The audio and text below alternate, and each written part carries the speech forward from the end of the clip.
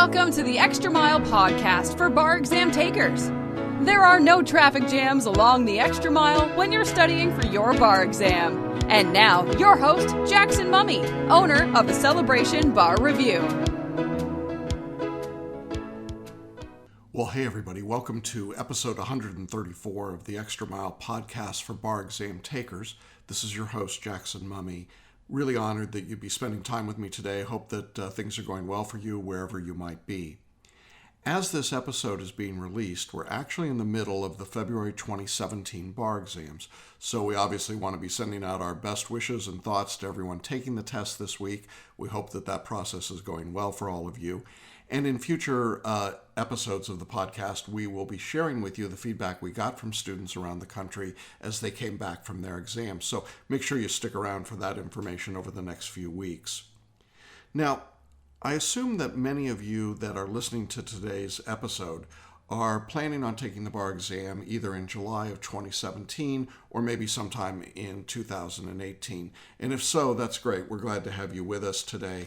And I want to invite all of you to join me for a special live training this Thursday, February 23rd at 3 p.m. Eastern. That would be 12 noon Pacific time. The title of our training is How to Make the Next Bar Exam Your Last Bar Exam. It's a look at the 4 powerful steps to passing the bar guaranteed. And it's really a powerful and useful opportunity for you to follow through the steps that we use in preparing people to pass their bar exams. It's totally free, but you do have to register. And to register, you just go to celebrationbarreview.com, click on the button that you'll see on the page there, and join us on Thursday at 3 p.m. Now, if that date and time don't work for you, you can schedule your own on-demand version of the webinar. Just scroll down a little bit further on the page and you'll see that link. The only difference is that I won't be there to answer your questions live in the on-demand version, but beyond those two, same information and same opportunities. And I really hope you'll take some time and join us for one of these 2 presentations because they really can make a huge difference in your preparation and study for the bar exam. Well, I was trying to think about what I wanted to talk about in today's episode with people in the exam. For the last few weeks, we've been focusing on the things that you have to do right at the end to prepare for the test. And those episodes, I got tremendous response. And thank you all so very much for listening and sharing those episodes with your friends. But now we're kind of changing gears for a while. And we've got this little period of time in which people will come back from the bar exam, but we won't have results yet. And this is an interesting time in the bar review, in the bar exam cycle, because we do know that many people have started their studies or will be starting their studies for the next exam, the July 2017 exam. And I wanted to speak to those of you in that situation probably most directly today. Now, over the next few weeks, as I said, we'll be sharing some information as people come back from the February tests. And then as results start to come out, typically in mid-April, we'll be sharing stories and case studies of people who were successful on their bar exam. So we've certainly got a lot ahead for you. But today I thought what I would do would be to take a moment to do a reflection on 50 different bar exams. Now, I'm not going to take you through 50 exams, but what I mean by that is that I started my career actually teaching the bar exam before the July 1992 bar exam. So that means that the July 2017 exam will represent my 50th bar exam of being a bar review teacher. And that's a really long time, and it's a lot of exams. And I'd like to think that over the years I've learned something through all those experiences. I was trying to figure out how many people I have worked with, and I literally don't know. I got to believe at this point in my life, it's literally tens of thousands of people. But when it's that many exams over that many years, frankly, it's easy to lose track. Now, before I actually was starting to teach the bar, I was involved with the bar review for a few years before that. So this is really only officially my 50th bar teaching, but more than 50 that I've been involved with. And that got me to thinking about the history of the bar exam a little bit. And as I thought about reflecting on 50 bar exams, one of the first things I went back to do was to do a brief research on the history of the bar exam. And I think it's kind of interesting. I hope you'll indulge me for a moment. Let me share some interesting information. The very first bar exam in the United States was a non-written. It was an oral test. It was given in Delaware, and it was in 1738. Now, that was the way that the bar exam was handled for 123 years. The next change in the bar exam came in 1855 with the introduction of the first written bar exam in the Commonwealth of Massachusetts. So it took 123 years for the first change in bar exams to occur. Well, there was another big gap after that first written exam in Massachusetts. It was 117 years after that, in 1972, that the first multistate bar exam was introduced by the National Conference of Bar Examiners. Now, that's significant for our purposes because that's the genesis of the test that you'll all be taking in July of 2017 or later. But the very first MBE was given in 1972. So we had this 117-year gap. You can see it took a long time for change to happen. Well, change came quickly after that, though. In just 8 years later, the very first professional responsibility exam was created, the MPRE. And 8 years after that, in 1988, the first multi-state essay exam was written. And then 9 years after that was the first multi-state performance test. So in just a few years, we had the introduction of 4 new tests: the multi-state bar, the professional responsibility exam, the essay exam, and the performance test. And then in 2011 was the first uniform bar exam. That's the combination of all of those tests together. It was only offered in a couple of states. Today, the UBE will be offered in over 23 jurisdictions and states, and well on its way, I think, probably to being offered in more than half of the jurisdictions in the country. So in just 6 years, the UBE has gone from a very tiny exam to really the dominant player in the field. Now, why do I share those dates with you? Some people may think I was around for all of them, but obviously, I think it's interesting because when I came to Bar Review in the late 1980s, I was very privileged to work for a man by the name of Walter McLaughlin. Now, Walter McLaughlin was the M in SMH, and some of you that have been around for many, many years will remember that SMH Bar Review was actually the second biggest bar review in its day. It was the second big box of its era. You know the first big box, they're still around. But back in those days, McLaughlin, along with Smith and Hart, 2 other Harvard law professors, had created a course to specifically prepare Massachusetts students for that first multi-state bar exam in 1972. So by the time I started working with and for Walter, we were already nearly 20 years into the multi-state bar exam. And one of the interesting things that Smith, McLaughlin, and Hart had recognized early on was that the multi-state bar exam probably was based more on principles of law than on actual rote memorization. Now, that was a revolutionary idea back in its day. It's still a revolutionary idea today, but it was very different in approach from what everyone else was doing in Bar Review, which was simply memorize, recite, practice on the test, do lots of questions, get lots of information, and do an information dump. But what these 3 Harvard professors figured out was that you could actually take the test and analyze it more scientifically, more rationally, and figure out what was being tested and prepare for what was being tested instead of just the pure information. And that was the beginning of Smith, McLaughlin, and Hart's own bar review, SMH. And as I say, that's where I came into the picture in the late 1980s. SMH went on to be a very prominent player, not just in Massachusetts, but around the country. And when I started my career actually teaching, it was with them. Now, one of the interesting things that happened back in those days is that bar reviews were done really in a very traditional structure, almost like a law school class. Students would come for a 6 or 7 week period, typically after they'd finished law school, and they would sit in a room, and there would be local professors who'd been hired by the bar reviews to come in and teach their subjects. Well, one of the interesting things that I discovered very early on was that these professors who were expert in their own subjects were totally knowledgeable about the topic, but completely illiterate about the bar exam. In fact, many of them had not even taken a bar exam or had forgotten that they had done so. And so the quality of the lecturing was pretty erratic. Sometimes it would just go on and on and on for hours and hours with no discernible value to the students taking the bar. But this was the way that it was done. And students would come every day and they'd listen to a lecture. And the professors would travel from a circuit from one exam site to the next, to the next, to the next. And that was the nature of it. The student would get that material, they'd go home at night, they'd try to measure it and work with it, they'd come back the next day and hear a new professor and start all over again. Now that might sound familiar to many of you because that's still what some bar reviews do today. Sometimes they use technology and you'll get a video of that professor, but it's still the same basic idea. The other thing that was interesting back in the day was the way that materials were being produced. Now, because of the difficulty of printing new materials and the cost and expense of doing it, what the large bar reviews did back in the, frankly, 1970s up until about 2000 was that they essentially had one set of materials and two sets of covers. This was an interesting concept. Basically, what was going on is that there was the red book and the blue book. And for July, you put on the red covers on the books and you printed out a bunch of them. And then for February, you put on the blue covers of the books. It was really exactly the same book, same material, but a different cover. You put on a new date and you printed the new books and sent them out.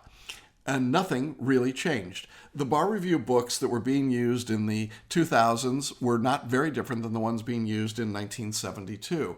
And candidly, if you were to look at today's bar review books that are being used by some of the big companies, you would find a lot of language that's verbatim taken from those early books back in the 70s and 80s. Very little changed. But they changed the cover, so people thought they were getting a new book, and therefore were less inclined to sell or trade off or use those books. In fact, they even had book deposits at one time so that you could get the books back from the students. Well, the logistics of how the course was done was all built on what worked for the bar review. None of it was built on good teaching. There was no interaction with the teacher. There was no feedback on work. There was very little in the way of essay writing. When the performance tests were introduced, there was virtually nothing around performance test taking. There were very few actual questions in the courses, which gave rise to companies like PMBR, which no longer exists exclusively, but that was a company that did nothing but prepare students on the Multistate by having, as it turned out, illegally copied questions from the National Conference of Bar Examiners and creating their own course of Multistate questions, and that was their undoing eventually. But the idea was that there was very little built in the idea of practice in those early courses. So it was essentially an information dump. Students came, they had information dumped on them on all of the subjects that were being tested, and then they were really on their own to practice and prepare and get ready for the exam. Well, obviously things changed, and the rate of change came even faster. And when I was thinking about the change in the bar review and the bar exam and the rate of change, it reminded me of a book I recently photo-read. It's Thomas Friedman's Thank You for Being Late. Now, Thomas Friedman is a award-winning author and columnist for the New York Times, and this newest book of his, Thank You for Being Late, looks at what he calls this notion of dynamic stability, kind of like riding a bicycle. You know, if you're sitting on a bicycle and not moving, you're going to tip over. But once you get some momentum, some movement, you can then keep your balance. It's dynamic stability. And the faster you go to a certain point, the better you are at keeping your balance. Well, there was a rate of adaptation that was happening in the bar exam world that was not keeping up with the rate of change in the law profession generally.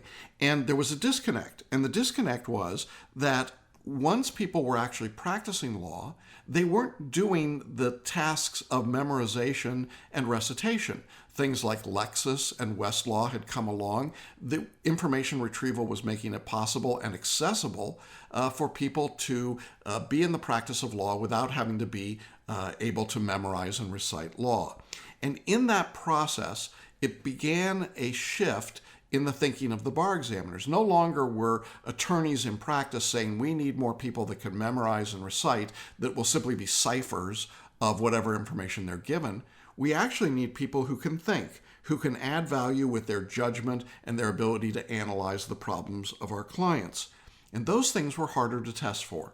And so the examiners began to move away from this basic written test that had been around for a very long time. 1855 is certainly a long time to go on testing, 117 years until the first multi-state bar exam. But the multi-state bar exam by itself wasn't enough, and so that's why it only took a few more years to add the first essay exams. And once that began to happen, it was a reflection that the examiners were trying to mirror what was going on in real life. That's why the performance tests were added a few years later. So literally, in a period of 31 years, the bar examiners made more changes to the bar than they had made in the previous 240 years combined.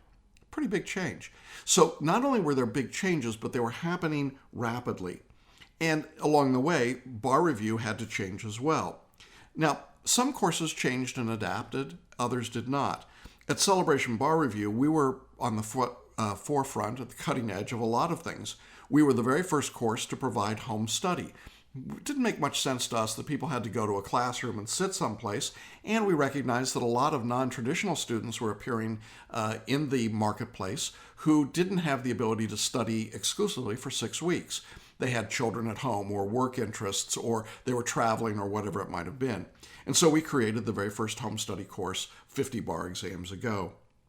Now, back when we started that, we were the first course to put our lectures on audio cassettes.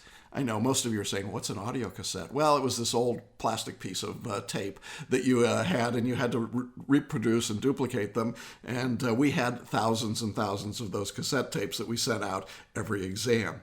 That got to be old in a hurry, but we did it for many years. And then along came Apple with its first classic iPod. And we were the very first bar review to put our lectures in a digital form on the iPod. And we literally bought iPods, shipped the iPods to our students. They would use them and return the iPods to us after the exam. That was quite a deal. I used to be the most popular guy on the block with the FedEx guy. He'd come with stacks, literally 50 at a time, of iPods for us to load up and send out. After iPods, we were the first course to put our materials on an Apple iPad, and back in iPad Generation 1 all the way up through the iPad Pro today. We were also the first course to put our materials fully and totally online for streaming. Now, obviously, this wasn't possible until technology in the cloud had gotten a whole lot better, but we were the very first people to put lectures and digital books and questions all in one spot where you could access them 24 hours a day from any internet-capable device, and that was quite an experience. In the early days of doing that, we literally had computer servers in our offices with the old T1 lines, and we were the very first people to put T1 lines into some of the office parks that we were in just to be able to handle that work from our students. But people from around the world could get on the internet, dial up, and actually literally be online and do their studying. And then we were the very first course to add levels of mentoring.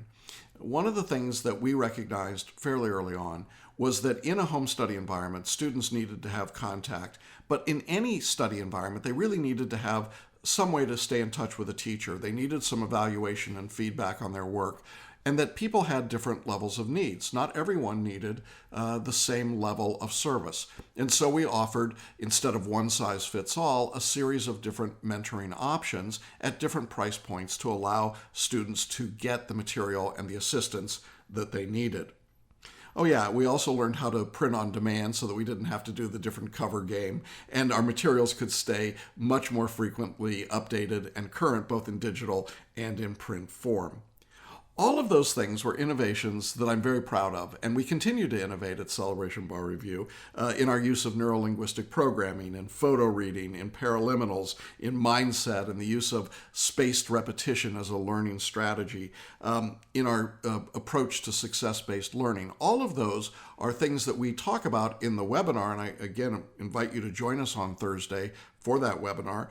And we're going to talk about a lot of those things and why they're important in when you study.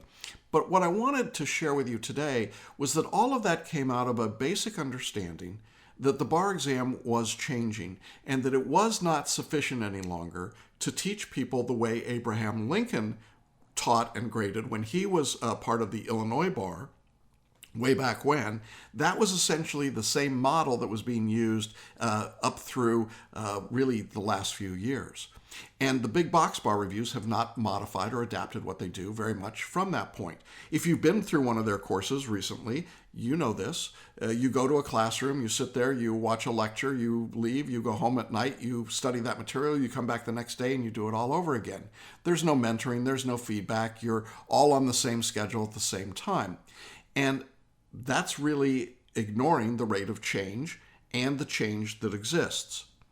And I think some people would have said, well, that's okay. I mean, what difference does it make? If everybody's passing, it's a good system. Well, that was a good system until a few years ago when it became clear that not everybody was passing. And I've talked about this in other episodes of the podcast, notably when I talked about the idea of the emperor has no clothes. There's been a shift over the last few years from a majority of bar takers passing the bar to a majority of bar takers failing the bar.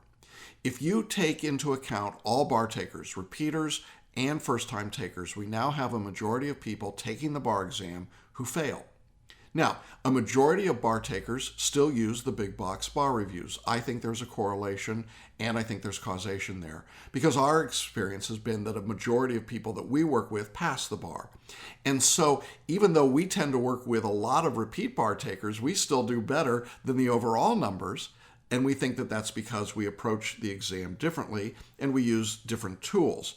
But when you're using the old tools from the old days, you're going to get results that increasingly are becoming suspect at best. So what's happened is that in the change from a different kind of bar exam and a different kind of bar review, some people got left behind. Well, what does that mean? Well, today, I think when you look at the bar, you see that the examiners continue to add new subjects. We had a 7th multistate subject added just a couple of years ago, after many years of being at 6 subjects only. You see that there are new skills being tested. The bar questions, particularly the uniform bar exam questions, are not any longer trying to drill down on elements and rules. They're much more interested in fact patterns to help discern whether or not you have the proper judgment and can do the correct analysis using the law as you understand it.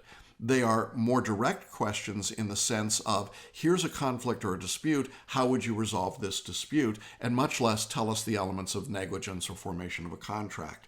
And that change is subtle but significant, because when you're learning nothing but the elements, you're missing out on this critical component of judgment and analysis, particularly in essays, and it's hurting the scores for a lot of people.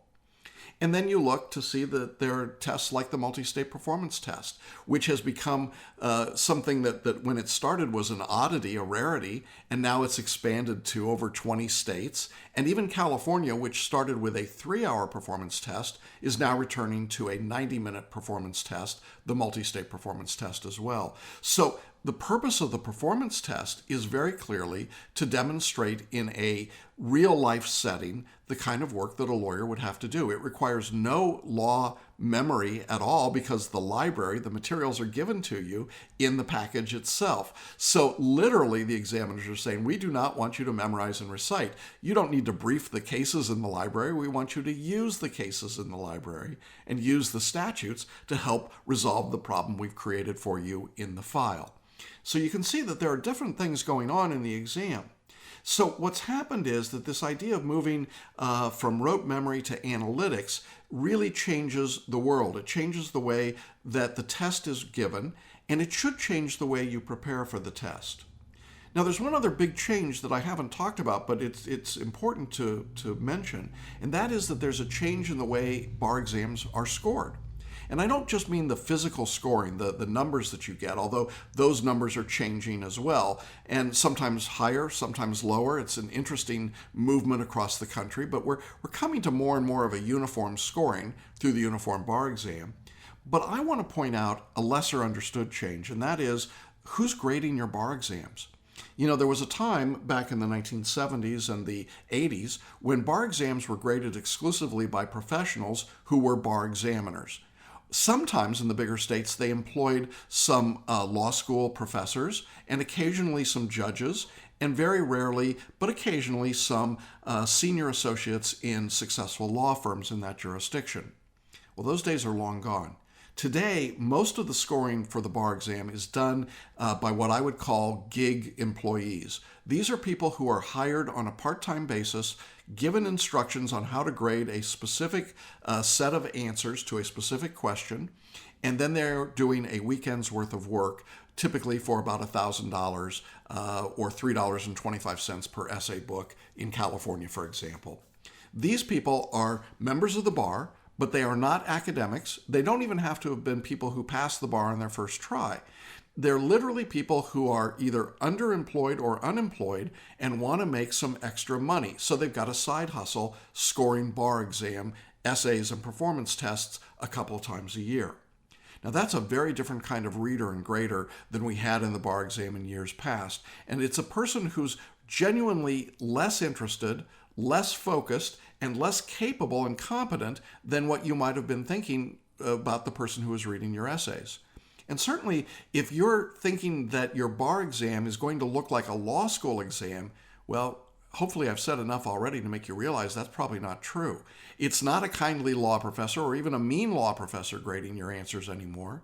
It's not someone who's been spending 18 or 36 weeks in class with you and expects you to recite back everything that they've told you during that period of time. It is a completely different world with a completely different grader and a completely different set of criteria. And that's shocking to a lot of bar takers today because they assume that what they did in law school would work on the bar exam, but they're two very different skills and two very different environments. Here's one quick example of that. A lot of older attorneys who are retaking the bar or moving someplace and taking the bar exam come to me and say that they intend to handwrite their essays and performance tests. This is a disaster of major proportions. Why? Well, beyond the fact that you can't handwrite as much as you can type and you can't organize your answer as well, it's really a function of who's reading the answer. You know, back in the old days, everyone handwrote, so everyone was used to reading handwriting and grading that way. Then as computer and laptops became an option on the bar exam, it was adopted very quickly. The bar examiners made this option available and people scooped it up. Applicants jumped all over it. Well, now today, instead of having a majority of bar takers handwriting, it's a very small minority who handwrite, and the graders are not used to seeing handwriting. So it slows them down, it confuses them, it looks like the writer is either old or poor or disorganized or not professional or not interested, none of which is really a very good impression to leave with the reader. And so even if you are the slowest one-finger or two-finger typist in the world, you are better typing than you are handwriting. Isn't that weird? But those are the kinds of changes and things that happen as the bar exam changes itself. So there is a lot going on in the bar. There's a rapid change happening, and the rate of change is happening faster than I think a lot of bar takers have been able to adapt, and certainly faster than a lot of bar reviews have been willing to adapt. And so as you consider preparing for the upcoming exams, I want to suggest that you take a step back, take a deep breath, and ask yourself, do I want to prepare for this new form bar exam with all of its components and information in an old style way?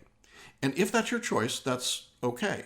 But I think if you actually think about it and you're not persuaded or blinded by all the swag and junk and gifts that you got in law school and all of the hype that you hear about being the biggest is the best, then I think you really would stop and say, well, that doesn't make much sense. It's really not a very good way to learn.